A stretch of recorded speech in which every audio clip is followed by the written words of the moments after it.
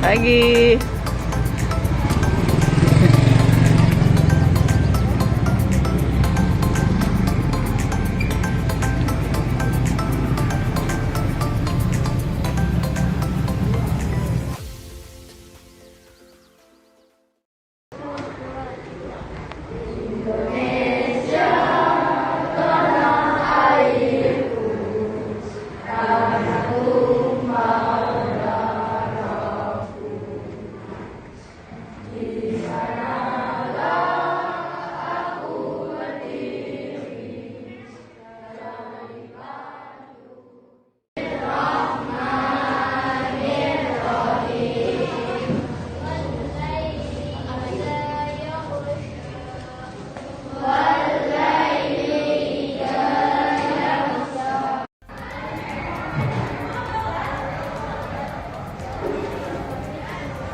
Assalamualaikum warahmatullahi wabarakatuh. Kita kembali bertemu dalam pelajaran IPA.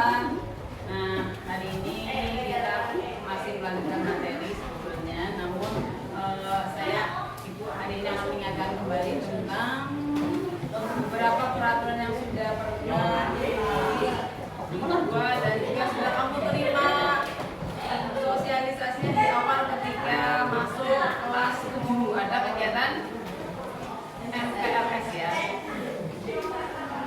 Iya Pak Rida, masih ingat? Ya, masih ingat. Apa aja peraturan sekolah yang ada di dalam sekolah kita?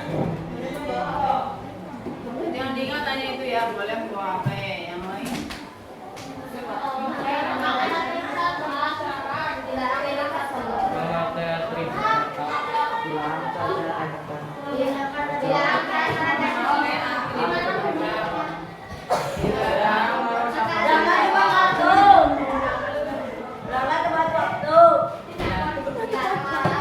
Ya, kira-kira ada tujuan apa tidak kenapa peraturan sekolah dibuat? Silakan. Supaya tadi disiplin.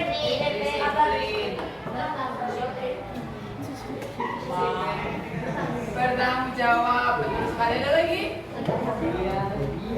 Terlihat rapi, betul sekali ya. Semuanya dibuat pasti punya tujuan. Bahkan setiap dari kalian punya rasa tanggung jawab, disiplin, kemudian juga akan terlihat sama rapi. Dan yang jelas kalau misalnya di sini kita menggunakan peraturan bahwa sepatu adalah warna hitam, maka ya paling tidak ada kesenjangan saling bersaing warna. Coba kalau warnanya dibebaskan, bayangkan apa yang terjadi.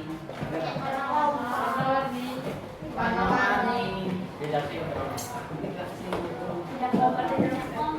tidak kompak ya, ada adu merek. Nah, makanya menghindari hal tersebut buatlah satu warna ya. Ini supaya menunjukkan kerapian dan keadilan. Sama, tidak ada warna lain yang boleh digunakan selain hitam ya. Itu yang akan kita laksanakan hari ini, tentang kita coba akan mengubah dari yang peraturan menjadi keyakinan. Kalau peraturan kan dilarang, kalimatnya dilarang tadi, dilarang apa tadi?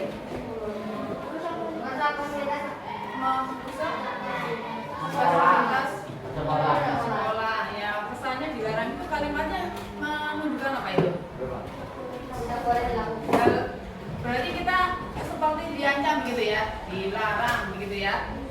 Iya apa tidak? Ya, nah ini harapannya dengan membuat kita nanti membuat keyakinan itu bukan lagi ada ancaman. Kamu merasa tidak terancam, tapi karena adanya kesadaran dari diri sendiri. Saya paham bahwa saya tidak boleh merusak benda-benda yang menjadi inventaris sekolah, misalnya meja tidak boleh diapakan?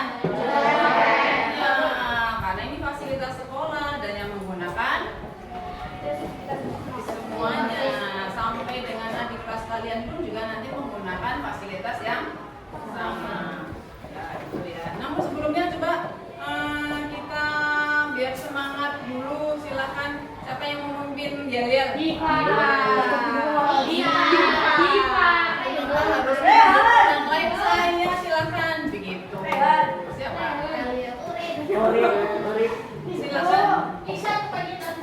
silakan. Masih mas.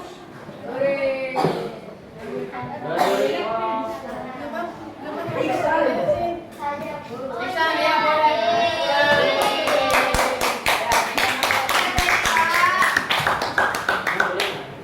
Belajar Pak.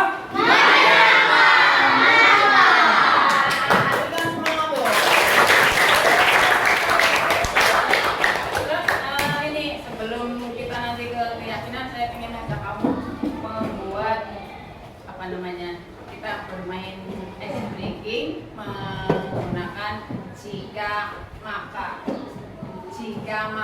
Nah, kita bagi dua kelompok ya. Kelompok sini membuat kalimat yang menunjukkan awalan jika apa. Di sini maka. Ya. Ya, jika saya bangunnya siang, maka misalnya begitu. Ya, ini kalimat di sini. Belum di sini ini kok. Kebetulan di sini semuanya. Silakan nanti di sini membuat kalimat dengan jika, di sini maka. Ya, silakan boleh ditulis dulu di kertas. Nanti saya minta ada membacakan secara acak. Coba lanjutannya gimana? Mau langsung atau kamu mau perlu langsung?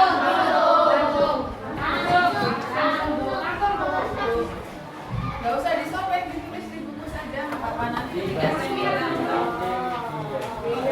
Saya beri waktu silakan 1 menit.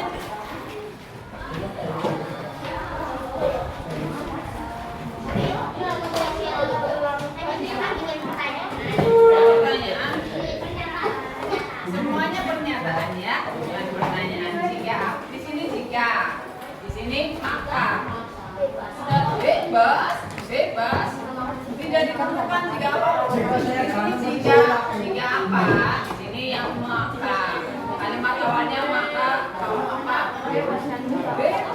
Jangan tanya, nggak usah tanya. Ini bebas, silakan kalian dibagi dua kelompok.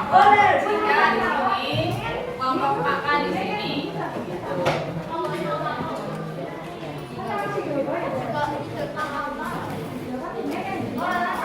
Di sini hanya jika loh ya, ada sama jika makanya di sini.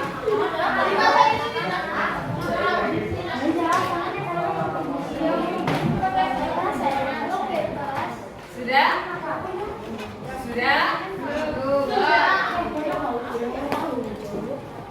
Iya.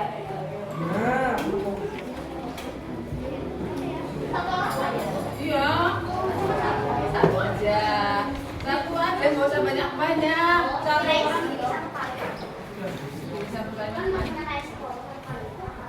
Satu anak membuat masing-masing. Di sini kelompoknya kalimatnya yang jika, di sini yang maka. Tapi setiap anak tuliskan sendiri-sendiri. Nanti yang saya minta untuk membacakan di sini yang tulis siapa begitu.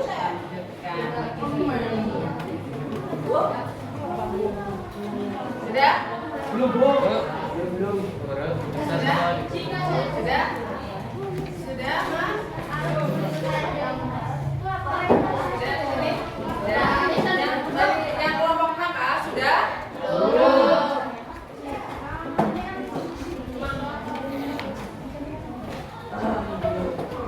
Siapa yang mau baca di awal yang jika? Ya, beri, silakan. Mas. Ini dia. Jika kita merusak fasilitas sekolah, maka fasilitas sekolah tidak.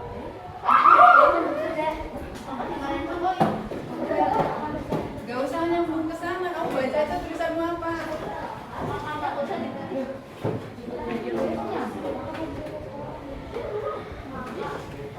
Berdiri. Maka akan dihukum. Kalimatmu itu. Ya, kebetulan nyambung ya. Kebetulan nyambung. Ya, yang mau baca lagi jika. Berdiri. Maka berdiri.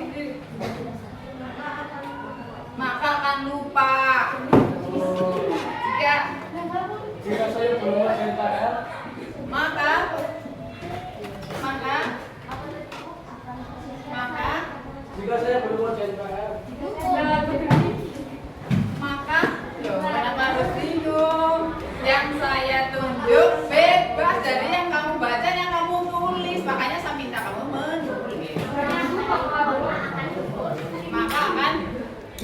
kalimatmu itu bukan.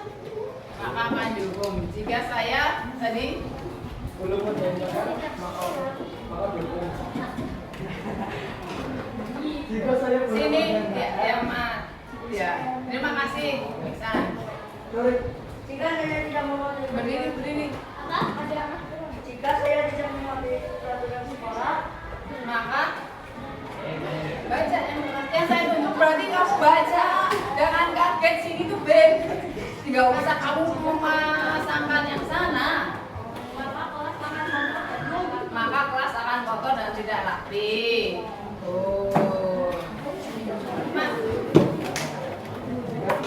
Yang keras. jika kita tidak makan. Mau yang lain? Tidak. Kalimatmu itu nyambung ini berarti pas nyambung.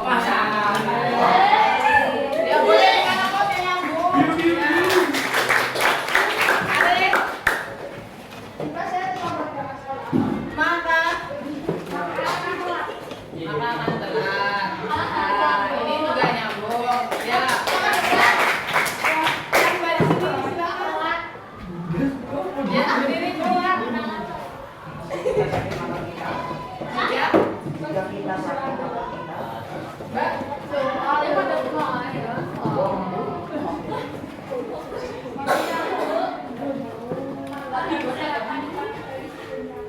Maka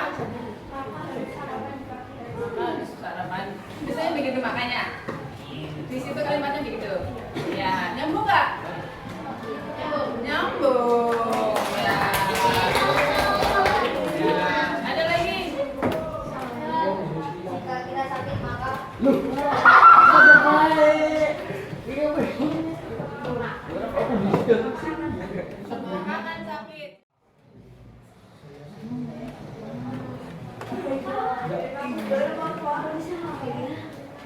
saya sering ngejalan di kelas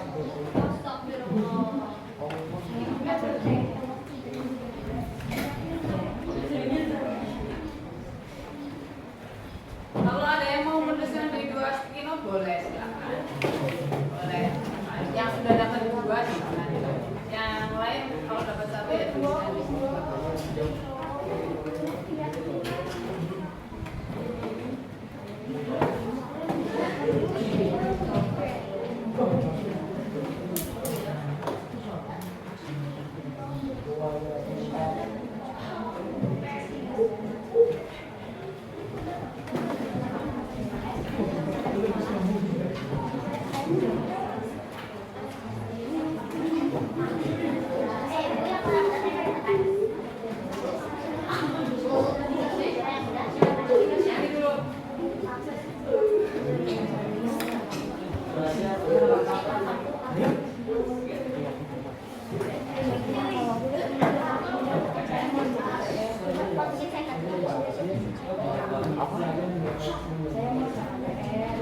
Sudah?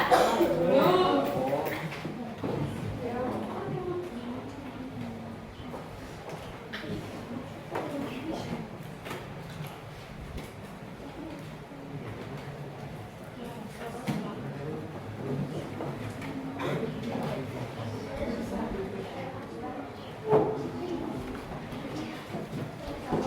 Langsung ditulis. Yang sudah terima kasih sambil menunggu yang belum. Jadi nanti semuanya punya keyakinan masing-masing.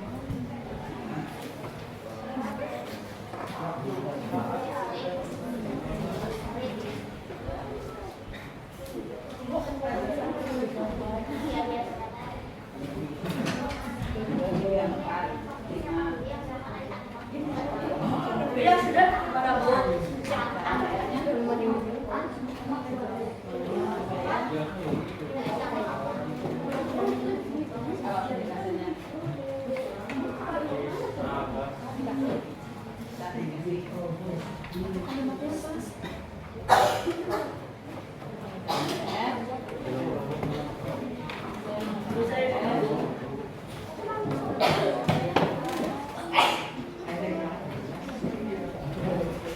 Kalimat yang lain dan menjalankan PR.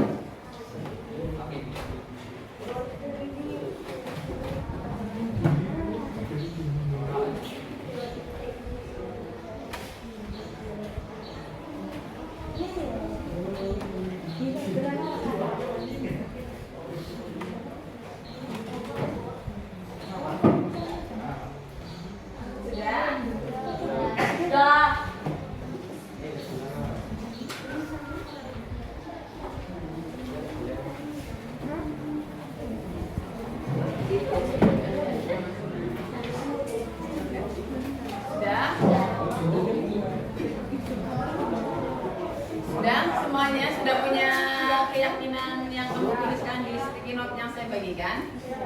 Sudah? Nah, silakan siapa yang membacakan? Iya, bacaannya siapa yang membacakan keyakinan kelas yang sudah kamu tulis? Ya, berdiri. Keyakinan kelas, saya yakin kelas 7C akan menjadi kelas yang kompak saat ada tugas bersama. Iya, boleh berikan aplaus. Yakin bahwa kelasnya akan kompak karena saat ada tugas bersama, ya tentunya kompak kan adanya sikap yang bagaimana kompak itu? Tidak egois, iya, saling bekerja sama karena ada tugas bersama, berarti ada kerja sama, tidak egois tadi ya. Yang lain silakan. Silakan dibacakan. Ya. Saya harus berjuang. Berdiri mas, berdiri. Saya harus berjuang untuk mengerjakan PR. Saya harus berjuang untuk mengerjakan PR. Berjuangnya gimana? Soalnya seringnya malam-malam Bu, jadi lembur. Oh begitu, lembur. Kenapa harus ada lembur mas? Cari PR. Ya, biar tidak malam. Biar tidak mengerjakannya sampai lembur-lembur. Kamu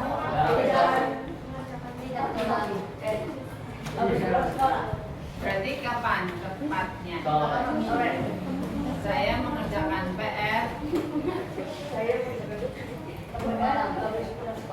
setelah pulang sekolah. Ya, terima kasih, berikan aplaus. Ada lagi yang lain? Saya berangkat sekolah tepat waktu ya. Terima kasih Milo juga. Terus ada lagi?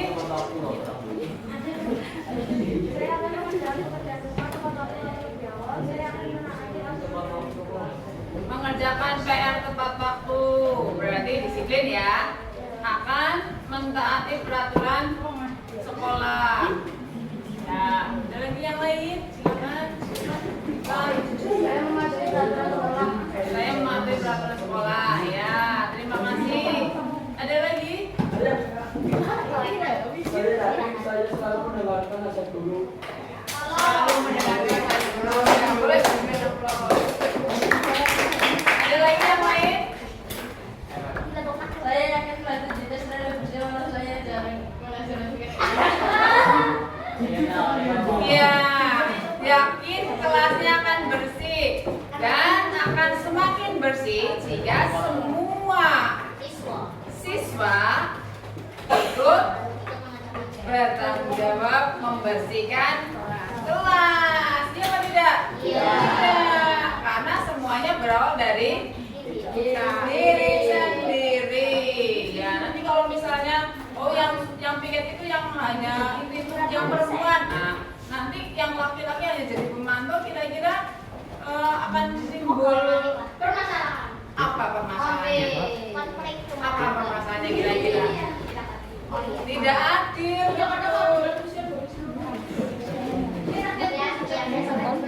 Ya, tidak adil. Kenapa kok yang menyapu membersihkan yang piket hanya perempuan? Kan mesti lama-kelamaan yang perempuan merasa begitu kan? Iya. Nah, makanya menjadi tanggung jawab semua penghuni kelas gitu akan semakin bersih ya. Jadi meyakini kelasnya akan bersih itu sudah bagus ya, tapi semuanya ikut bertanggung jawab. Ada lagi yang lain?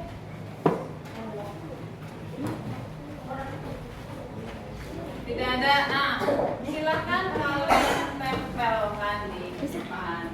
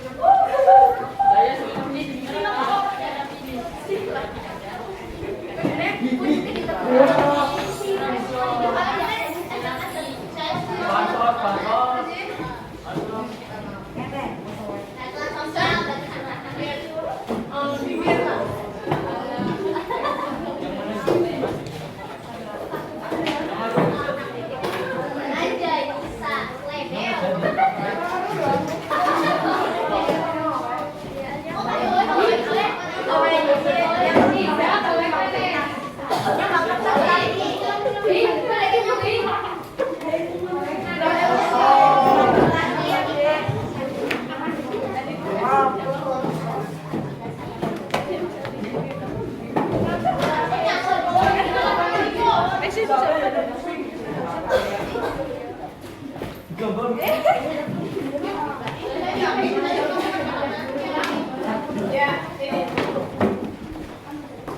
ini sudah sampai semuanya, sudah sampai semuanya. Saya minta bantuannya, Coba kalau kita lakukan sebelumnya ada berapa sih? Kan tadi ada yang sama ya? Ada yang sama atau tidak? Ada. Ya, coba kita tolong kita kelompokkan sebetulnya ada berapa nilai bajingan. Tadi kan ada disiplin itu misalnya tadi belajar tepat waktu. Misalnya PR tepat waktu, kemudian berangkat tepat waktu. Kita tolong sini Mbak dibantu mengelompokkan yang sama dengan sampingnya. Coba dikelompokkan yang sama.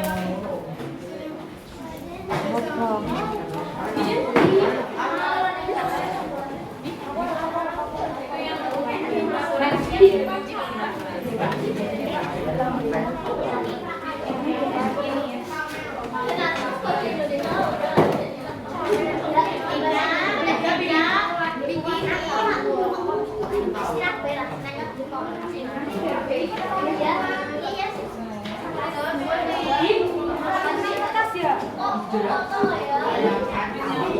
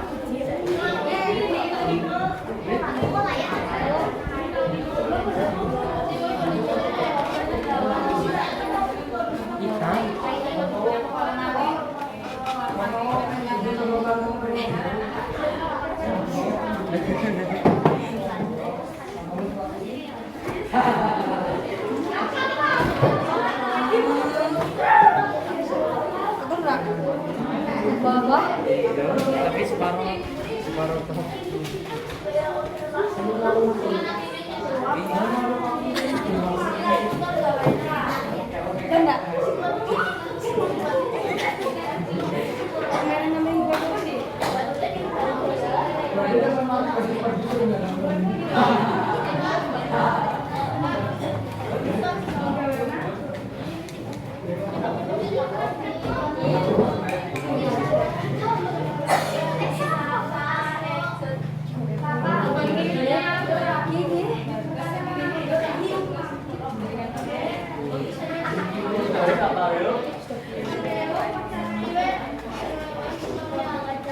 Sama.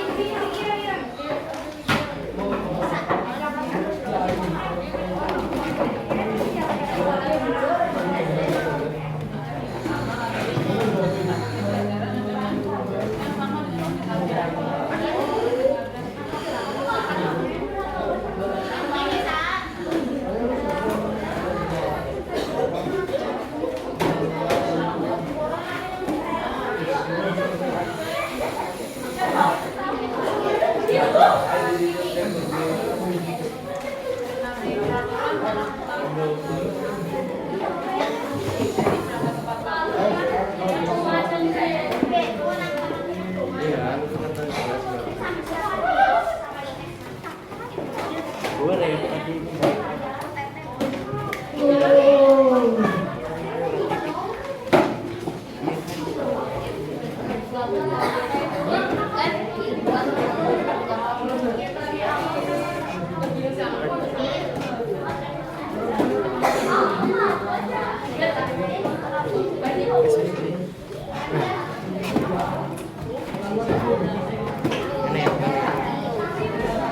ini miring nggak?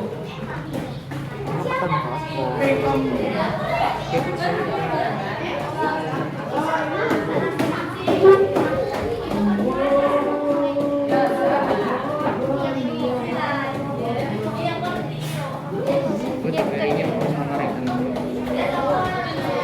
Rehan ya, Rehan yang miringin ya, Rehan miringin.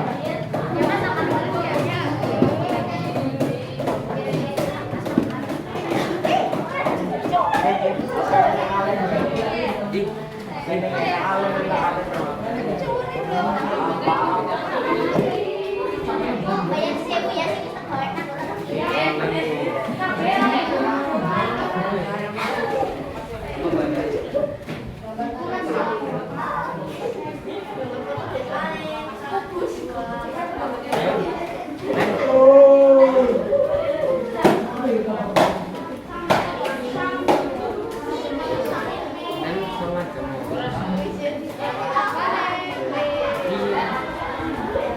Ya, ini kalau dikelompokkan ada beberapa yang sama. Yang pertama tentang keberangkatan.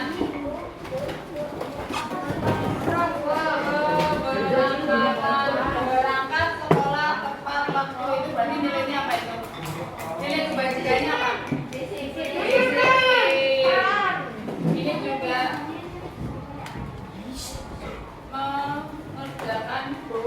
mengumpulkan tugas tepat waktu itu juga sama ya, disiplin. Ini keyakinannya adalah disiplin. Jadi sama walaupun kalimatnya berbeda-beda, tapi pada dasarnya kalian yakin bahwa kalian itu ingin menjadi siswa yang karakternya yaitu disiplin. Ya, terus saya menggunakan atribut yang lengkap. Saya menggunakan atribut yang lengkap ini berarti apa?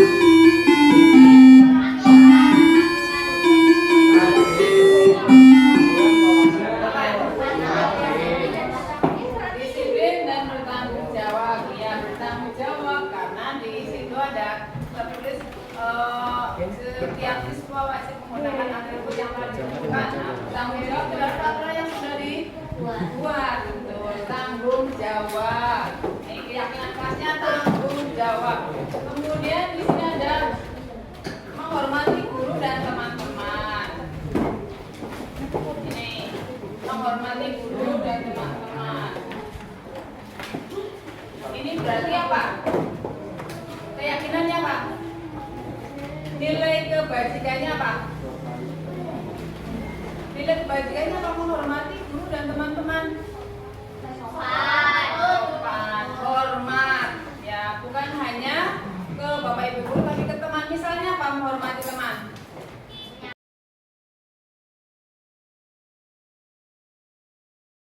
Bismillahirrahmanirrahim. Assalamualaikum warahmatullahi wabarakatuh.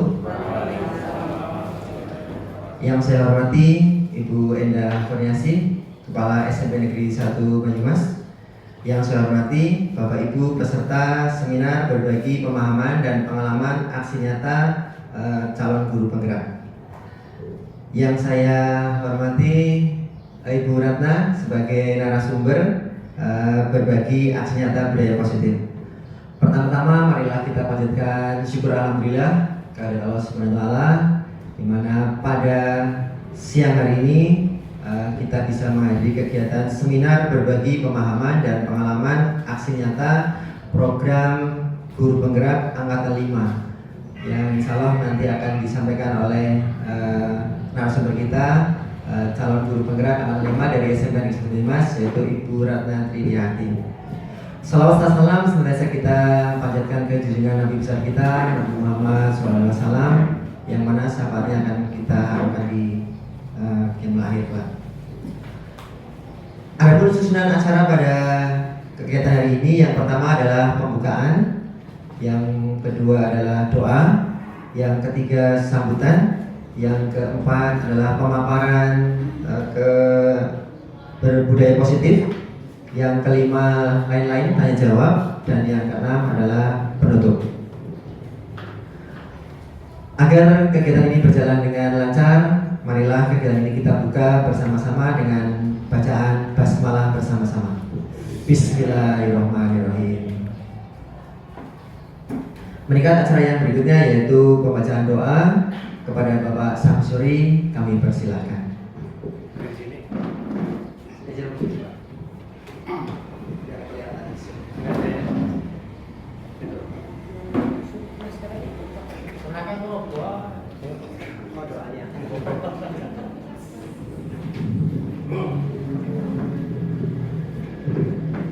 Assalamualaikum warahmatullahi wabarakatuh. Mari kita berdoa bersama-sama agar acara siang hari ini berjalan dengan lancar. A'udzubillahi minasyaitonir rajim. Bismillahirrahmanirrahim. Allahumma shalli wa sallim ala sayyidina Muhammad wa ala ali sayyidina Muhammad. Alhamdulillahirabbil alamin. Hamdan syakirin, hamdan amin, hamdan yuwafi ni'amahu wa yukawi majidah. Ya Rabbana alhamdu kama yanbaghi li jalali wajhika wa sultanik. Ya Allah, janganlah Engkau bebankan kepada kami beban yang berat sebagaimana Engkau berikan kepada orang-orang sebelum kami, dan janganlah Engkau pikulkan kepada kami ya Allah beban yang tidak sanggup untuk memikulnya. Ya Allah, tunjukkanlah yang benar itu benar, dekatkanlah kami kepada kebenaran. Tunjukkanlah yang salah itu salah, jauhkanlah kami dari kesalahan. Rabbana la tu'akhidna in nasina aw akhtana. Rabbana la tahmil 'alaina isran kama hamaltahu 'alal ladzina min qablina. Rabbana wa la tuhammilna ma la taqata lana bih wa'fu 'anna waghfir lana warhamna anta maulana wansurna 'alal qaumil kafirin. Rabbana ighfir lana wa li ikhwanina alladzina sabaquna bil iman wa la taj'al fi qulubina ghillan lil ladzina amanu rabbana innaka ra'ufur rahim. Rabbana atina fid dunya hasanah wa fil akhirati hasanah wa qina adzabannar. Subhanaka rabbika rabbil izzati amma yasifun wa salamun alal mursalin alhamdulillahi rabbil alamin. Assalamualaikum warahmatullahi wabarakatuh. Terima kasih Bapak Samsuri yang sudah membaca doa. Meningkat ke acara berikutnya yaitu sambutan tunggal dari Ibu Kepala Sekolah, Ibu Endah Kurniasih, kami persilakan.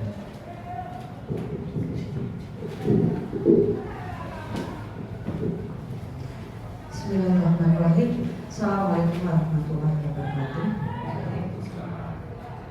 Yang saya hormati rekan-rekan guru sebesar Banyumas, puji syukur marilah kita panjatkan kehadirat Allah Subhanahu wa Ta'ala, yang mana pada siang hari ini kita masih diberi rezeki sehat sehingga kita bisa mengikuti kegiatan dalam rangka seminar berbagi pemahaman budaya positif ya, untuk tugas dari CGP Angkatan Kelima Buratna.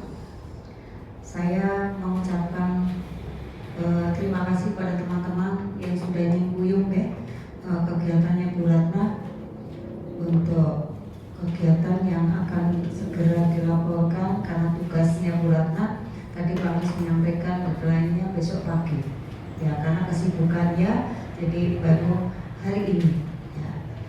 Terima kasih sekali, dan teman-teman ini salah satu tugas dari CGP. Mudah-mudahan teman-teman yang belum mengikuti seleksi CGP menambah semangat ya Buratna. Ya, menambah semangat. Jangan menambah kendor tapi menambah semangat. Saya bisa gitu. Itu. Jadi untuk Buratna saya mengucapkan selamat melaksanakan tugas hari ini, mudah-mudahan lancar dan sukses.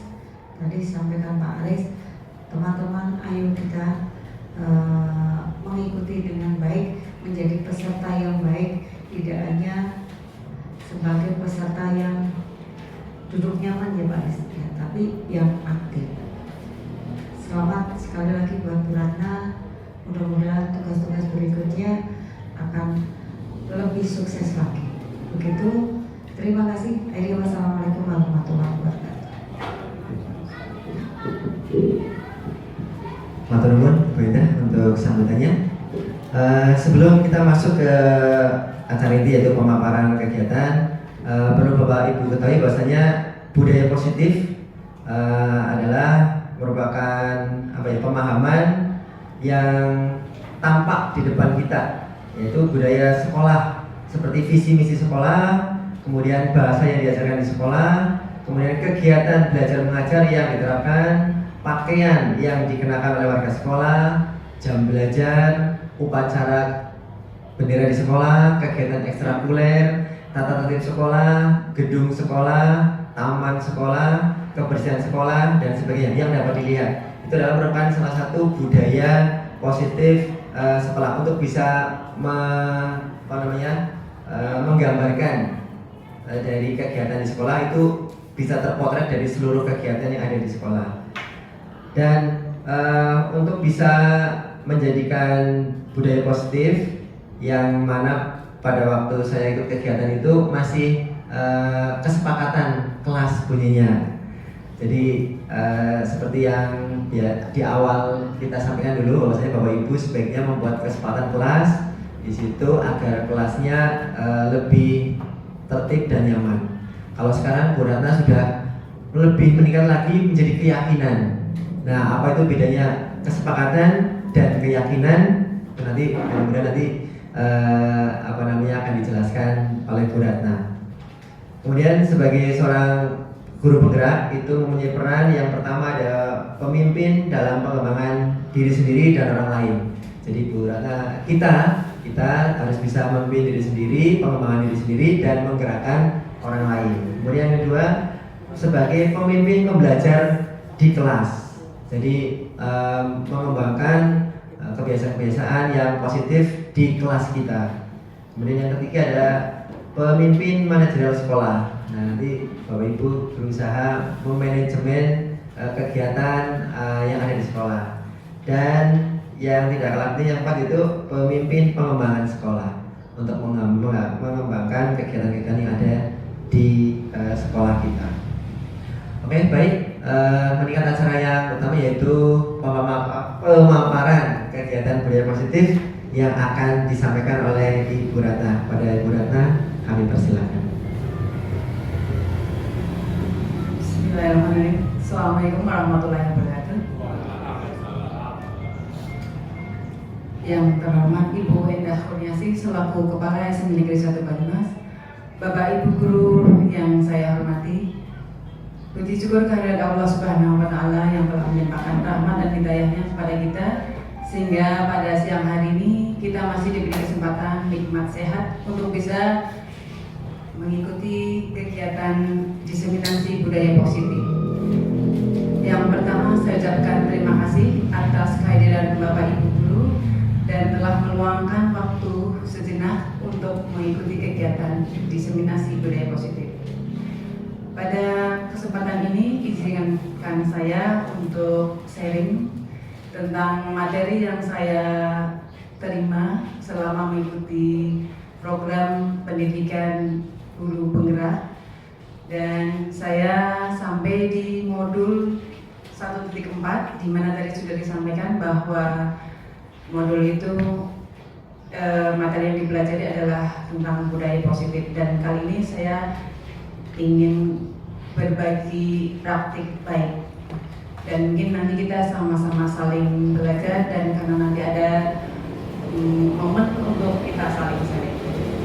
Yang pertama mungkin ketika saya mempelajari, kita mengingat kembali ketika kita mempelajari atau mungkin sebagai pendidik kita tahu ya, Bapak Pendidikan Nasional Bapak Ki Hajar Dewantoro yang terkenal dengan slogannya, dan di mana beliau itu selalu mengumpamakan bahwa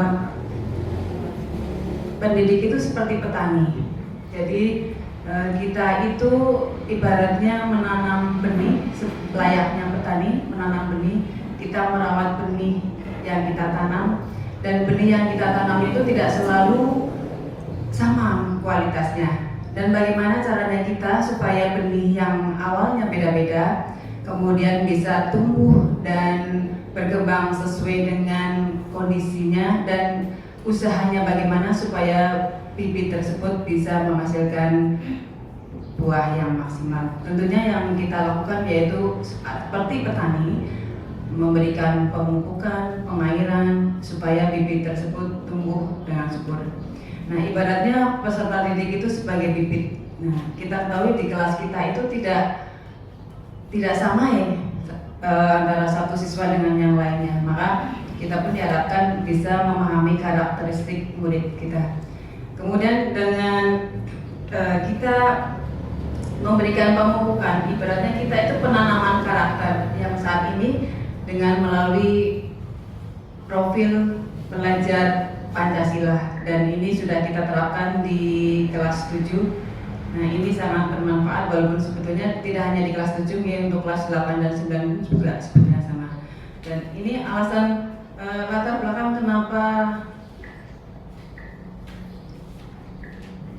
kenapa ada budaya positif. Budaya positif itu merupakan perwujudan dari nilai-nilai atau keyakinan universal yang sudah diterapkan di sekolah. Dan selama ini saya yakin kita selalu memiliki tanggung jawab untuk mengontrol perilaku siswa. Hanya saja kita selama ini terikat pada yang namanya peraturan. Mungkin kalau di setiap sekolah pasti ada ya peraturan. Hanya peraturan itu kalau yang kita lihat selama ini seperti memberikan ancaman begitu. Ada sedikit unsur yang membuat anak seperti tertekan. Maka nanti bentuknya berbeda di kelas. Dan ini kenapa disampaikan atau kita membiasakan budaya positif di sekolah? Karena kita tahu suasana positif yang mendukung untuk menciptakan pembelajaran yang kondusif. Ketika suasana di sekolah, di kelas itu mendukung, nyaman, anak-anak pun akan merasa nyaman, maka pembelajaran itu menjadi menyenangkan juga. Di kelas tidak ada anak-anak yang merasa terbebani, walaupun ada tugas mapel apapun, kalau anak merasa nyaman di kelas, mereka akan meningkat minatnya untuk mengikuti pembelajaran tersebut.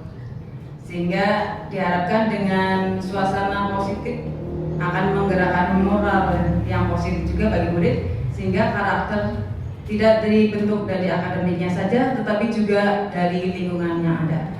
Nah, ini melalui budaya positif. Nah, dari sini, dari latar belakang tersebut, sebetulnya budaya positif ini adalah nilai-nilai, keyakinan-keyakinan, dan kebiasaan-kebiasaan yang ada di sekolah yang berpihak pada murid, sehingga murid bisa berkembang menjadi pribadi yang kritis, hormat, dan penuh tanggung jawab. Itu yang kita maknai sebagai budaya positif.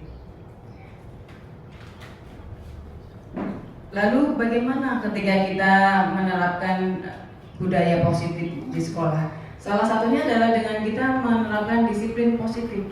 Disiplin positif itu merupakan suatu cara penerapan disiplin tanpa kekerasan dan ancaman, yang dalam praktiknya melibatkan komunikasi tentang perilaku yang efektif antara guru dan murid. Mungkin kalau kita mendengar kata disiplin, kita identiknya dengan suatu ketidaknyamanan. Ketika ada kata disiplin berarti nanti ada suatu sanksi biasanya. Nah, ini harapannya bukan disiplin yang dibuat karena membuat murid menjadi tidak nyaman, terancam, bukan begitu yang dimaksudkan. Tetapi disiplin positif. Disiplin positif ini munculnya nanti murid itu akan dengan sendirinya karena ada peningkatan kesadaran, munculnya motivasi intrinsik sehingga memunculkan rasa disiplin yang datangnya dari dalam diri siswa tersebut. Nah, ini yang diharapkan nanti di sekolah kita bisa terbiasa dengan adanya disiplin positif. Apa yang dimaksud dengan disiplin positif? Disiplin positif itu merupakan salah satu cara penerapan disiplin yang bertujuan untuk menumbuhkan kesadaran serta memberdayakan murid untuk melakukan sesuatu tanpa ada sokokan, ancaman maupun hukuman. Jadi anak-anak melakukan sesuatu, misalnya mereka ketika menggunakan atribut itu bukan karena takut nanti ada hukuman. Kemudian dia menggunakan jas ketika upacara juga bukan karena takut nanti berdiri di depan. Jadi dengan adanya disiplin positif, mereka dengan tanggung jawabnya, motivasi yang muncul dari diri sendiri, muncul karena itu adalah suatu kesadaran sendiri. Apalagi adanya sokokan ini ya, juga ini pun tidak menjadikan bukan budaya yang positif.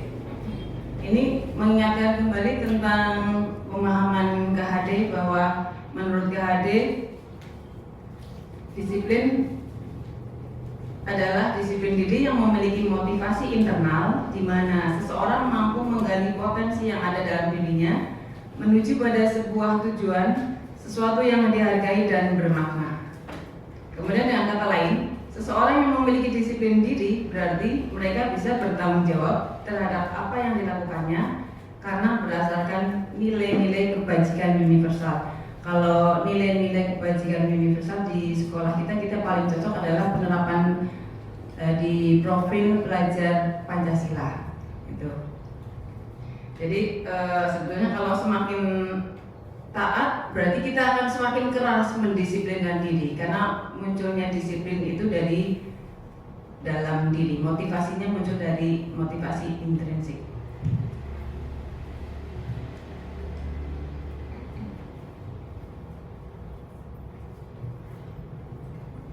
Kemudian untuk dengan adanya disiplin positif maka akan melahirkan nilai-nilai kebajikan tadi yang dimana kita sudah paham, saya yakin Bapak Ibu sudah paham tentang nilai-nilai kebajikan pada profil pelajar Pancasila, yaitu satu, beriman, bertakwa kepada Tuhan Yang Maha Esa dan berakhlak mulia, berkebinekaan global, bergotong royong, mandiri, bernalar kritis dan kreatif.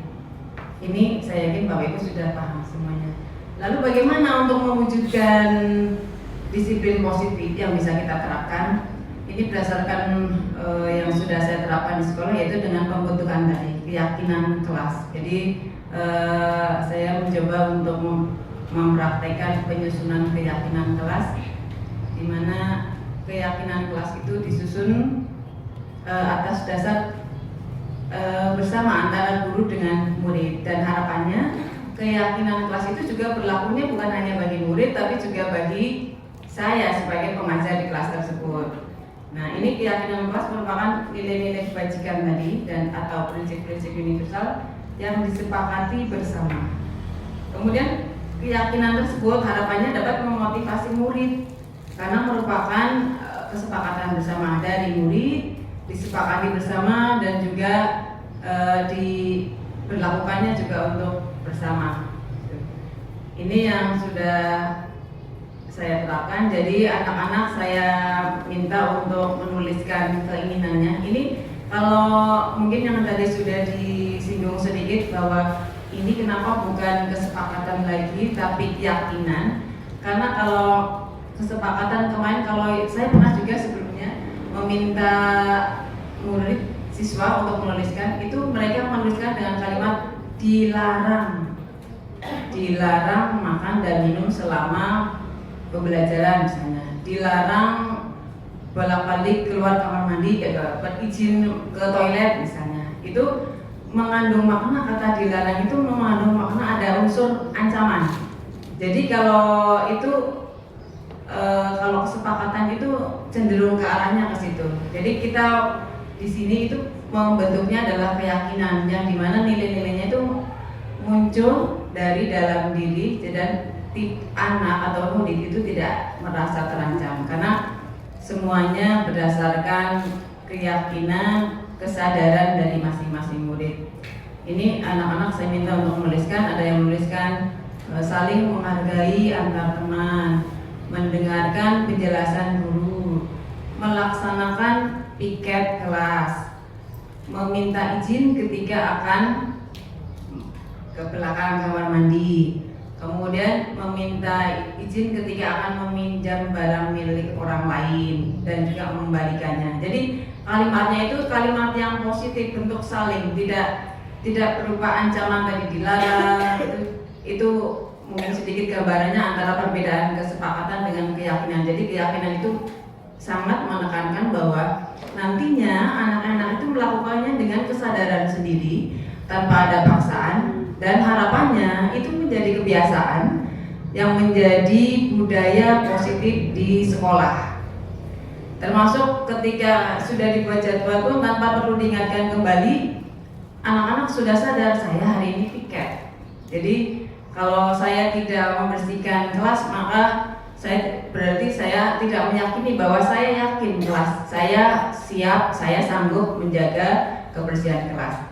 Nah, misalnya tanpa perlu diingatkan, mereka sudah sadar bahwa hari ini saya piket, maka saya akan melakukan piket tersebut. Saya akan pulangnya lebih lambat, atau mungkin ada kelas yang di awal, berarti saya datangnya harus lebih awal. Itu memunculkan kesadaran yang ada dalam diri murid. Kemudian ini anak-anak menulisnya kalimatnya berbeda-beda, tapi banyak yang sama, termasuk datang lebih awal itu. Jadi setelah dipilah ada beberapa pengelompokan yang kalimatnya beda tapi hampir sama ya. Tentu keyakinan kelas yang dijumpai yaitu bahwa setiap anggota kelas perlu belajar. Yaitu kalimatnya tadi misalnya, saya mengikuti pembelajaran dengan penuh penuh tanggung jawab misalnya gitu. Saya mengikuti kegiatan pembelajaran tanpa mengganggu teman yang lain. Jadi kalimatnya berbeda-beda, tapi sebetulnya mereka punya keinginan untuk belajar. Kemudian setiap anggota kelas senang, karena ada yang menuliskan juga memang saya ingin menerima pembelajaran, saya ini dijelas banyak praktek, misalnya ada yang menuliskan begitu. Menginginkan pembelajaran yang menyenangkan juga ada. Nah ini kebutuhannya murid setelah dituliskan itu, ternyata mereka juga perlu kelas yang menyenangkan. Jadi tidak suasana yang menegangkan, tetap serius, tetapi ada juga ada saatnya kita harus bisa membuat mereka nyaman sehingga akan meningkatkan motivasi. Kemudian setiap anggota kelas perlu mengerjakan tugas. Ini karena beberapa siswa juga menuliskan mengerjakan tugas tepat waktu. Kemudian setiap anggota perlu merasa aman. Ini karena adanya menghargai temannya, menjadi murid merasa aman ketika ada di kelas tersebut. Lalu bagaimana untuk mewujudkan keinginan tersebut, kebutuhan tersebut, yaitu dengan melakukan selalu bersikap positif, percaya dan menghormati orang lain, berkomitmen terhadap tugas. Jadi kadang ada tugas itu tidak perlu harus diingatkan, mereka harus punya komitmen kapan deadline yang sudah diberikan oleh Bapak Ibu guru. Dan juga ada senantiasa membantu. Nah, dari beberapa bentuk keyakinan yang dituliskan dari murid, itu dapat disimpulkan bahwa ada beberapa nilai-nilai kebajikan yang muncul. Nah, ini salah satunya adalah hormat. Kami meyakini bahwa sangat penting untuk menghormati semua orang dan barang milik orang lain. Ya, tadi karena sepakat bahwa ketika meminjam barang atau benda milik orang lain maka harus dengan izin. Kemudian bekerja. Kami meyakini bahwa sangat penting untuk mengikuti kegiatan dan mengerjakan pekerjaan yang telah ditugaskan dalam kegiatan pembelajaran. Ini ditunjukkan tadi bahwa mengumpulkan tugas tepat waktu dan kebutuhan untuk diterima dan dimiliki. Kami meyakini bahwa sangat penting untuk merasa diterima pada suatu kelompok dan saling peduli satu sama lain. Nah, ini keyakinan kelasnya itu setelah terbentuk kan setelah dipilah ada beberapa unsur yang sama. Tadi unsur nilai kebajikannya tadi.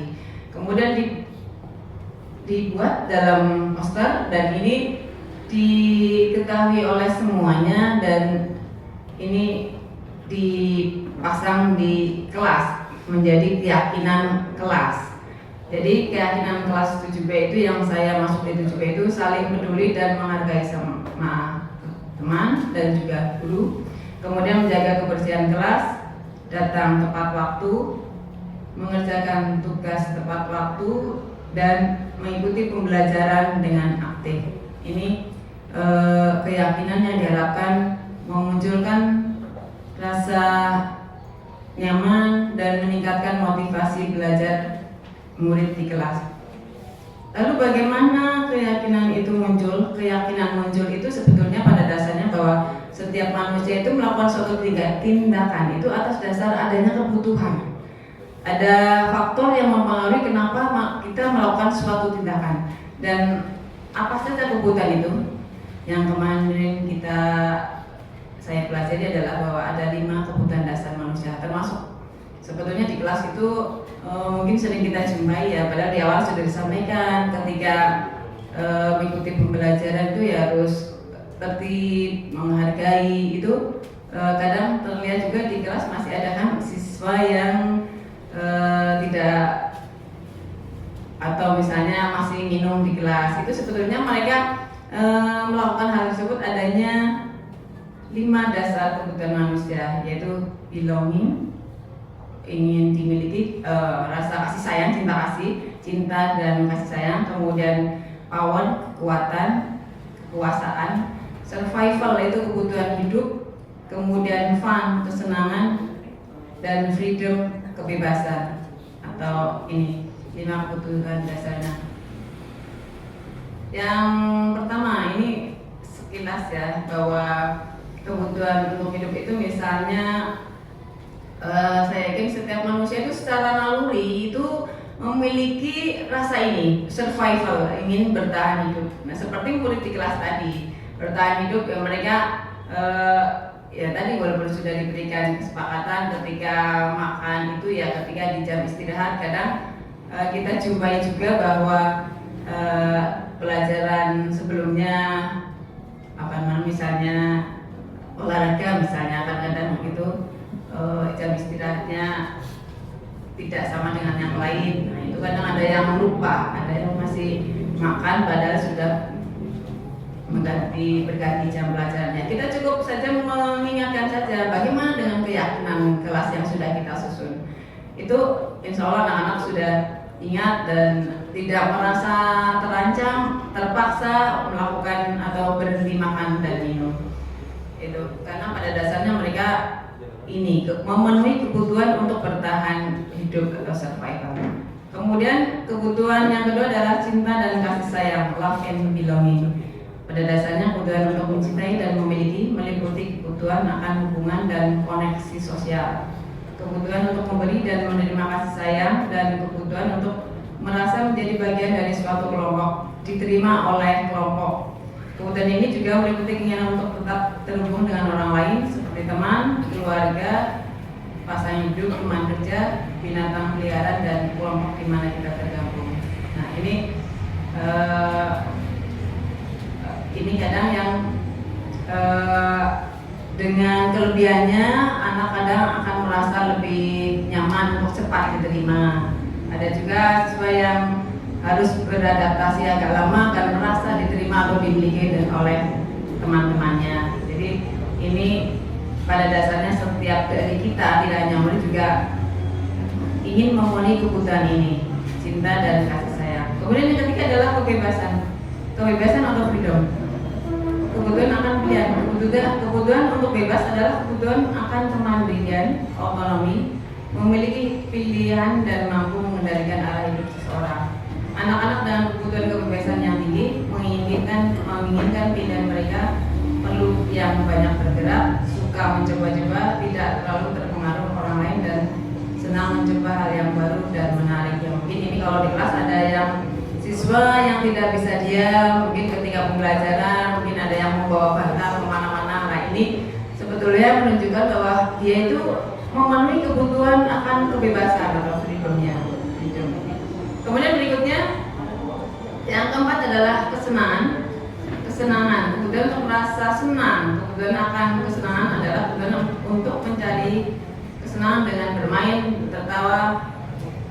Dan saya kira sepakat ya, di dalam keseharian pun kita juga pasti membutuhkan ini ya, kebutuhan akan kesenangan atau apa.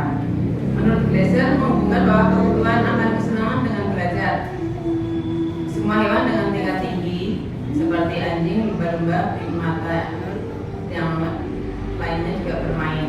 Saat mereka bermain, mereka mempelajari keterampilan hidup yang penting. Jadi sebetulnya dalam bermain pun mereka juga belajar.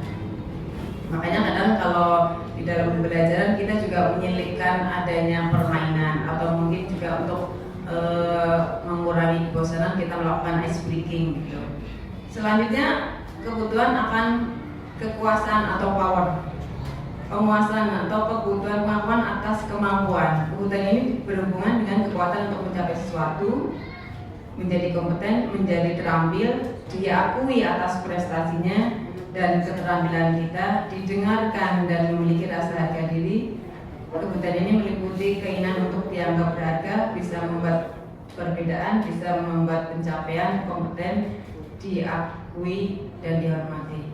Itu 5 kebutuhan dasar manusia dan ini juga dilakukan oleh murid-murid kita di kelas. Jadi kita perlu memahami ini juga. Jadi ketika mungkin ada murid kita yang di kelas tidak sesuai dengan yang kita harapkan, pada dasarnya mereka adalah dalam rangka memenuhi salah satu 5 kebutuhan dasar manusia tersebut. Lalu bagaimana kita menanggapi jika ada siswa di kelas kita yang tidak sesuai dengan yang kita inginkan? Seperti tadi, karena pada dasarnya setiap tindakan tadi kan ada dasarnya, karena ada kebutuhan yang akan dipenuhi. Nah, bagaimana kita bersikap? Kita bisa melihatnya dari 5 posisi kontrol dulu di kita. Nah, karena ini saya yakin di kelas kita juga menjumpai ya siswa yang berbeda dengan yang lainnya, atau siswa yang tidak patuh aturan, atau siswa yang melanggar keyakinan kelas. Nah, ini ada 5 posisi kontrol yang bisa dipraktekkan, walaupun nanti kita bisa memilih mana yang paling baik, mana yang paling ideal kita sebagai guru. Yang pertama adalah penghukum, yang kedua membuat orang bersalah, kemudian posisi sebagai teman, posisi sebagai pemantau atau monitor, dan manajer. Apa yang dimaksud dengan posisi kontrol sebagai penghukum? Ini seorang hukum ini bisa, maksudnya kita ketika menghadapi siswa, itu kadang kan kita bisa, kadang tanpa sadar kita melakukan hukuman melalui verbal. Ya, kalau fisik saya kira tidak ya. Kalau fisik saya kira tidak. Mungkin beberapa tahun yang lalu mungkin kita masih jumpai.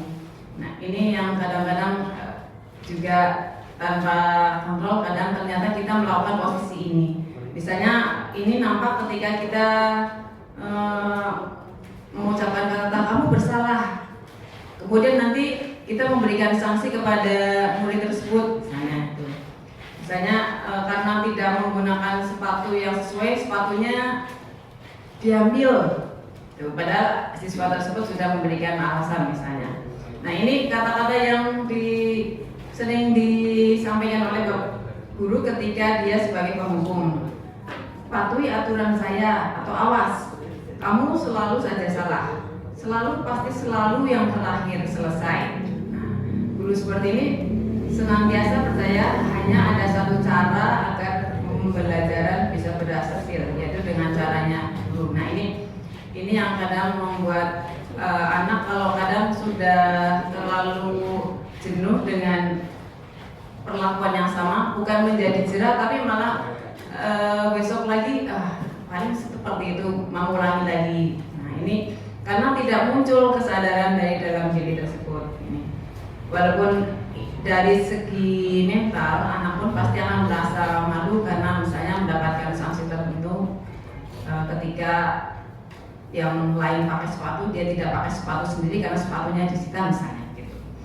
Kemudian posisi yang kedua adalah membuat orang merasa bersalah. Misalnya ini kadang kalau kita menghadapi, kita mengucapkan kata-kata, apa kamu tidak kasihan dengan saya sudah membantu kamu, atau apa kamu tidak kasihan dengan ibu kamu, orang tua kamu. Nah, ini yang membuat siswa jadi merasa bersalah, dampaknya menjadi merasa tidak berharga. Jadi segala sesuatu yang kita pilih itu berdampak sebetulnya pada anak. Ini memang kelihatannya lembut ya. Pada posisi ini biasanya guru bersuara lebih lembut. membuat orang bersalah akan menggunakan keheningan yang membuat orang lain merasa tidak nyaman, bersalah, dan rendah diri. Itu yang menjadi dampaknya ketika kita merespon suatu perbuatan siswa kita, menjadikan mereka bersalah, menjadi mereka rendah diri dan merasa tidak berharga. Di posisi ini murid akan memiliki penilaian diri yang buruk tentang diri mereka karena merasa mengecewakan orang-orang yang disayanginya. Apalagi tadi, apa kamu tidak sayang kepada orang tuamu, nah itu membuat mereka merasa bersalah.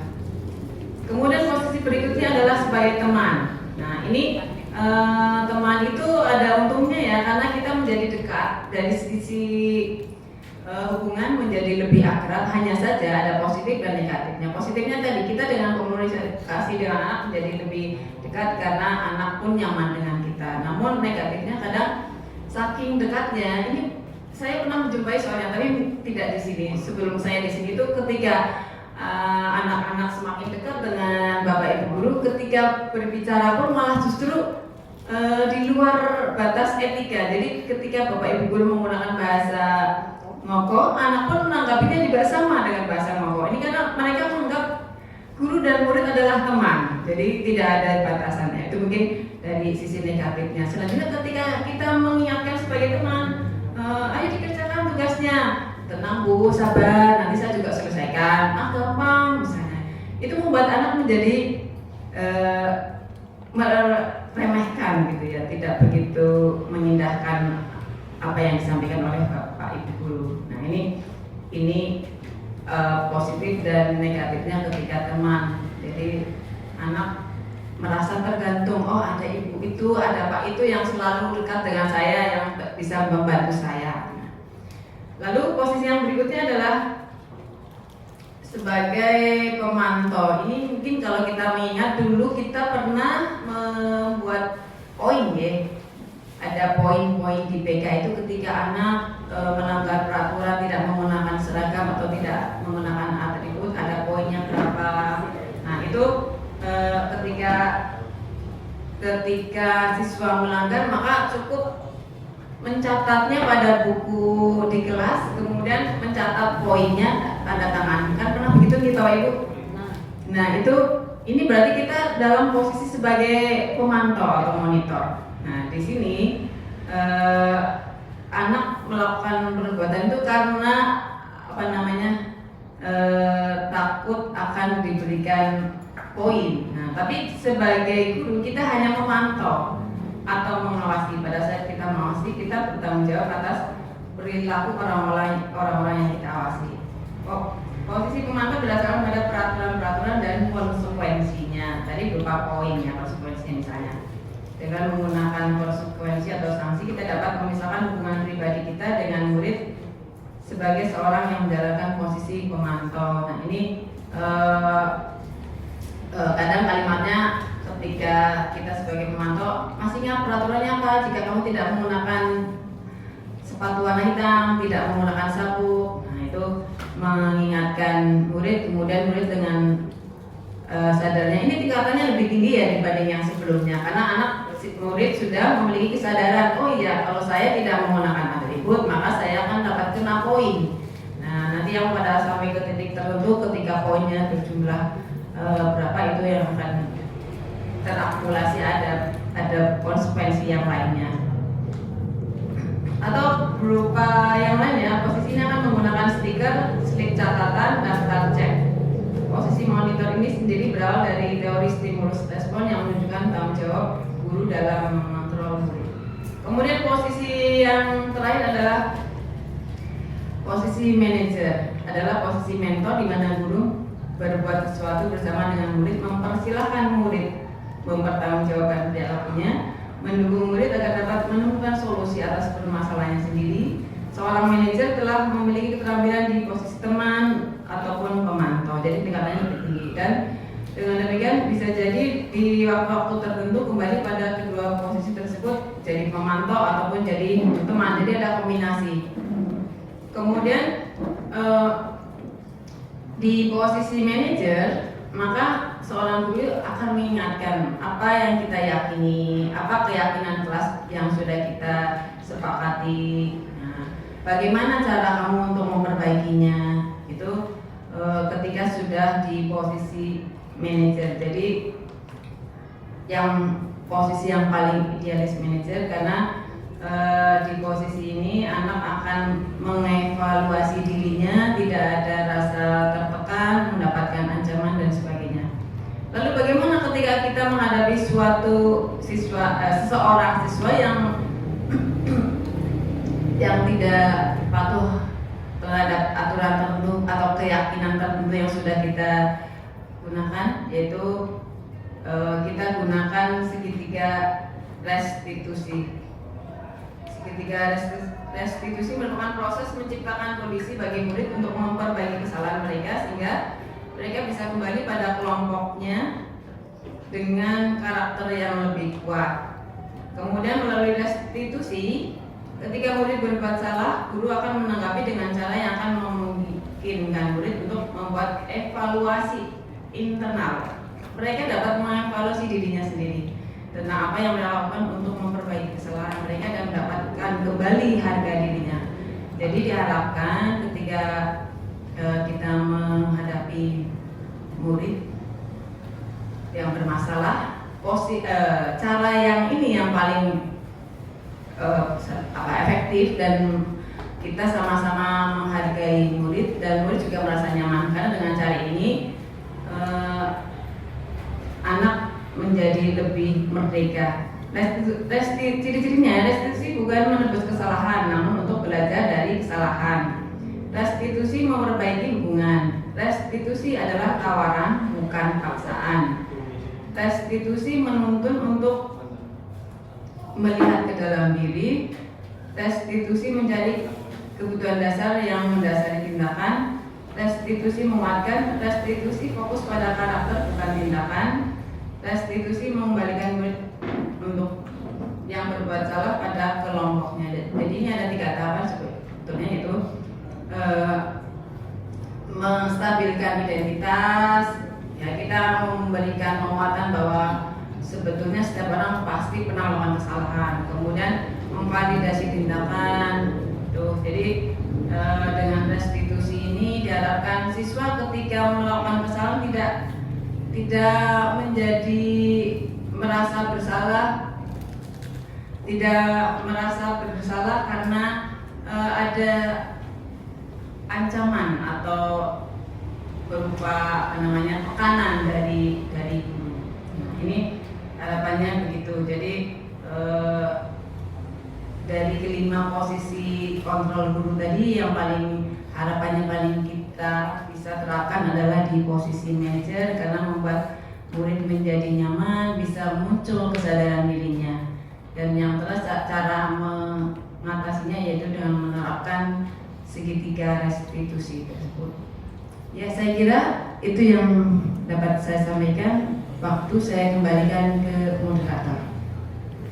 Oke, baik, terima kasih. Demikian Bapak Ibu, gambaran dari apa itu budaya positif.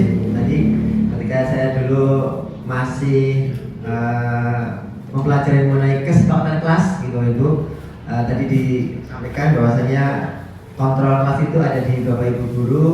Kemudian bagaimana cara mengelola kelas menjadi kelas yang menyenangkan, mengasihkan, dan bukan kelas yang menakutkan. Itu semuanya tadi Bapak Ibu guru harus bisa jadi manajer.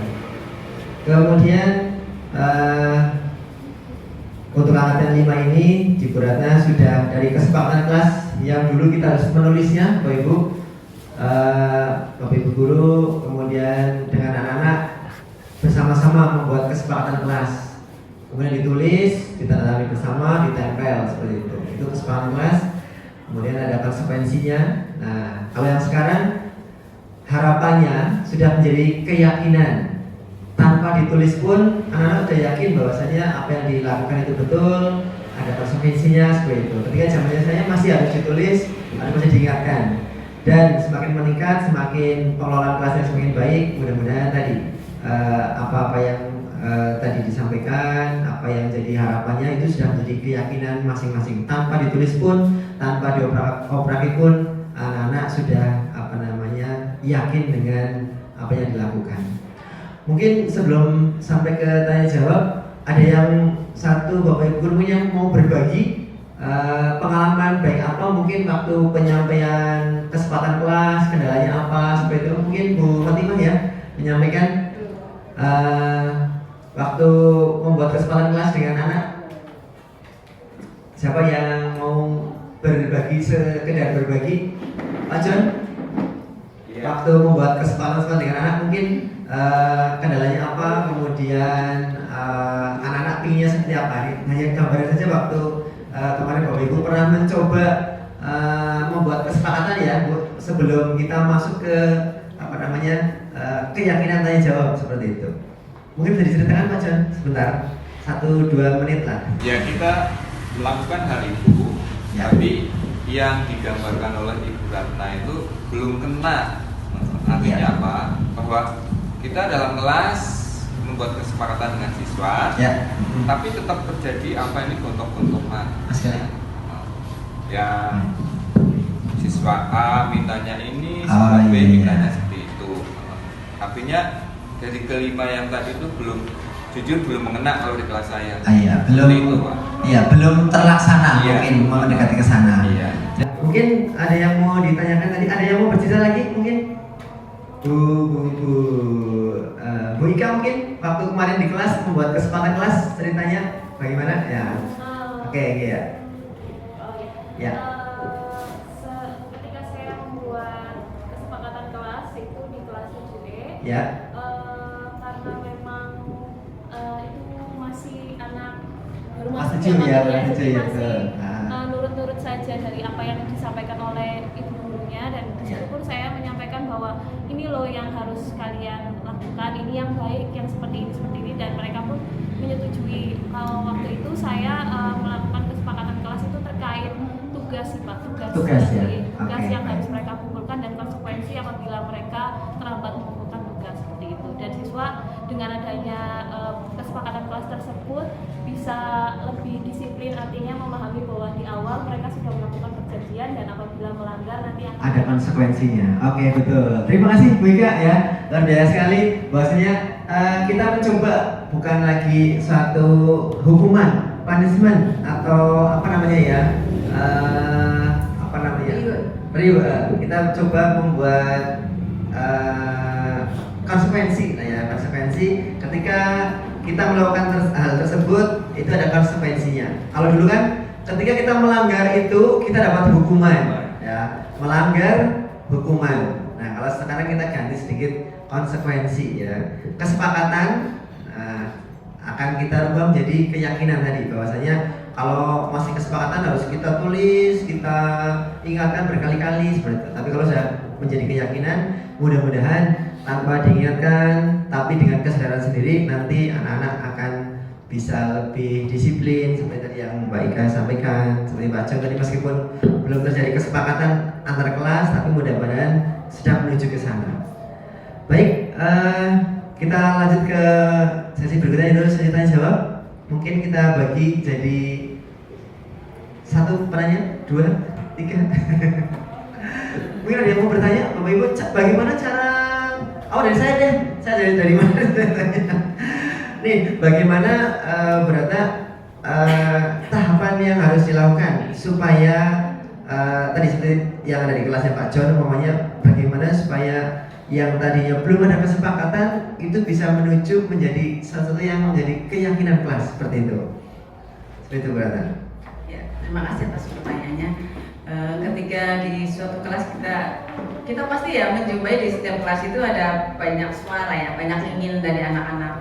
Nah, kita ini kesepakatannya, jadi semuanya itu boleh menuliskan keinginannya. Semua siswa diminta malah justru menuliskan apa keinginannya terhadap pembelajarannya, terhadap bagaimana suasana di kelasnya. Itu silakan dicatat. Nah, tentunya ketika mereka mencatat itu keinginan yang positif ya. Jadi yang membangun dan membuat budaya atau suasana nyaman di kelas, kondusif di kelas. Nah, ini beberapa keinginan tersebut nanti dibahas satu persatu, disepakati. Misalnya siswa A itu menuliskan keinginannya apa, misalnya saya ingin mendapat pembelajaran yang sejelas-jelasnya, misalnya. Mengapa demikian? Itu mereka menyampaikan karena mungkin ada kendala ketika dalam gaya belajarnya, karena setiap siswa itu kan juga memiliki gaya belajar yang berbeda-beda. Jadi ada yang mungkin cepat ketika dia diberikan video, ada yang cepat ketika Bapak Ibu guru menjelaskan, atau ada juga yang ketika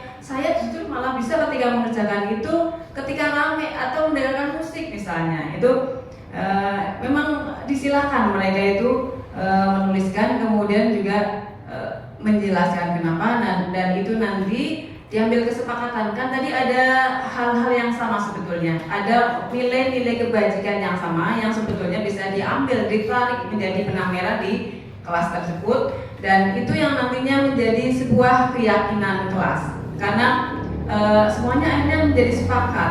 Ketika itu keyakinan munculnya adalah dari murid sendiri, motivasi internal sendiri, sehingga semuanya bisa menerima. Saya kira itu jawabannya, Pak. Oke, terima kasih Bu Ratna. Ya, mungkin dari ada yang mau ditanya lagi mungkin? Oke, baik Kak, monggo. Oke, ya nggak apa-apa. Assalamualaikum warahmatullahi wabarakatuh. Waalaikumsalam warahmatullahi wabarakatuh. Izin Bu Indah dan Bapak Ibu sekalian. Biar masuk ke suaranya.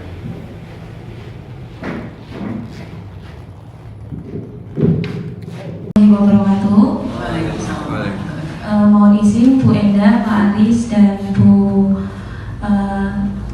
Ratna, dan Bapak Ibu guru sekalian yang sudah hadir pada hari ini. Saya Ika Bu, izin memberikan pertanyaan. Kita tahu bahwa pendidikan sekarang kan sudah dirubah polanya, yaitu harus yang ramah anak seperti itu, Ibu. Nah, tadi Bu Ratna menjelaskan terkait 5 kontrol guru. Nah, yang ingin saya tanyakan itu adalah bagaimana posisi kontrol guru dalam upaya menumbuhkan keyakinan siswa.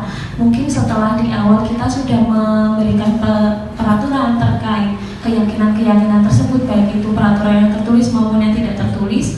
Nah, bagaimana sih keyakinan yang harus bagaimana cara atau poin pasti yang bisa kita lakukan sebagai seorang guru dari mungkin 5 kontrol tersebut?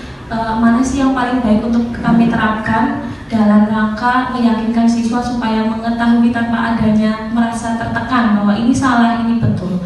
Mungkin itu saja yang bisa saya sampaikan. Terima kasih. Wassalamualaikum warahmatullahi wabarakatuh.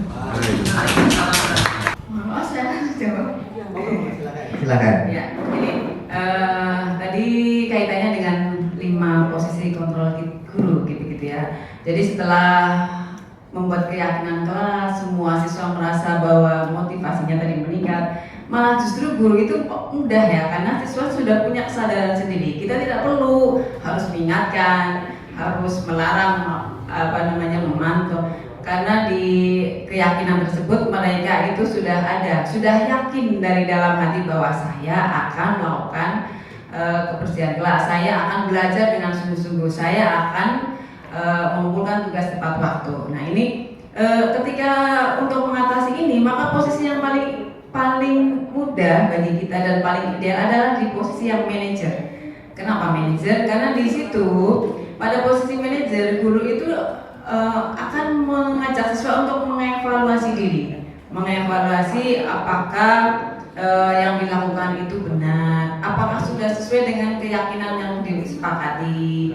Nah, ini menjadi posisi yang paling tinggi tadi, karena ketika kita di posisi manajer, maka siswa pun juga merasa nyaman, merdeka begitu, merasa merdeka, merasa saya tidak terancam, saya tidak tertekan, karena sudah dibuat keyakinan, sehingga ditanyakan kembali, masih ingatkah kamu ketika kita di awal membuat keyakinan kelas, semuanya disusun atas kesepakatan bersama.